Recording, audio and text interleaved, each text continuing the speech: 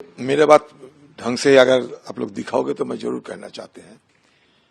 देखिए, मैं इसलिए कहा कि आप सारे दिन भर सदन में इस मुद्दे पे चर्चा होना चाहिए, क्योंकि एक छोटी मामला तो नहीं है और हिंदुस्तान के इतिहास के बारे में सिर्फ हमेशा जी रूबारू नहीं है, और भी तो कोई होंगे। तो सबसे अच्छा होगा कि हिंदुस्तान के आम लोगों को भी पता चलेगी, दिन भर इस मुद्दे पे सदन में चर्चा हो। नंबर 1। नंबर 2, मान लीजिए नेहरू ने गलती की, जैसे कि अमित शाह जी ने और सारे बीजेपी पार्टी ने दशकों से शिकायत दर्ज करते रहे, यही है ना बात। तो मुझे कहने का मतलब, सदन के अंदर 2019 साल में जब 370 को खारिज किए गए थे, उस समय अमित शाह जी ने पीओके, सियाचिन, सब कश्मीर का हिस्सा है, वो हिस्सा वापस लाएंगे, ये कहते थे।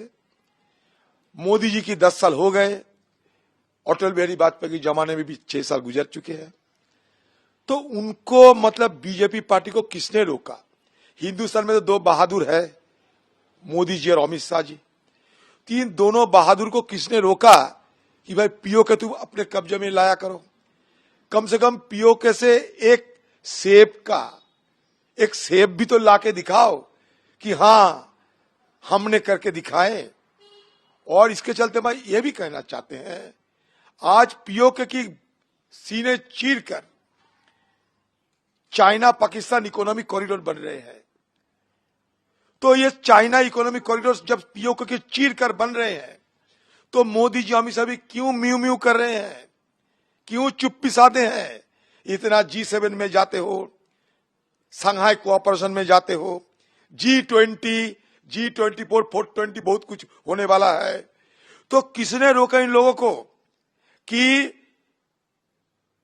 पाकिस्तान और चाइना के बीच पीओके की सीना चीरकर जो चाइना पाकिस्तान इकोनॉमिक कॉरिडोर हो रहे हैं, उसको रोकने के लिए क्यों कोई प्रयास नहीं किया जा रहा है?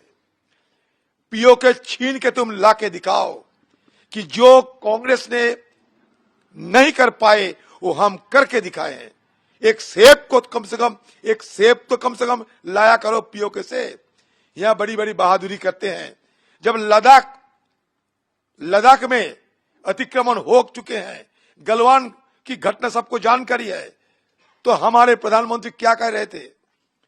ना चीन घुसे हैं, ना कोई घुसा हुआ है। तो उनको याद दिलाना चाहते हैं कि अगर दम है, हिम्मत है, ये दोनों बहादुरों हमारे देश की, जो हर वक्त बहादुरी की बात करते हैं, ये हमटी डमटी दोनों जाके पीओके छीन के हमारा कब्जे में लाए, क्योंकि सदन के अंदर ये बात कहे गए थे। और 1993 में ऑल पार्टी रेजोल्यूशन भी है इस पे।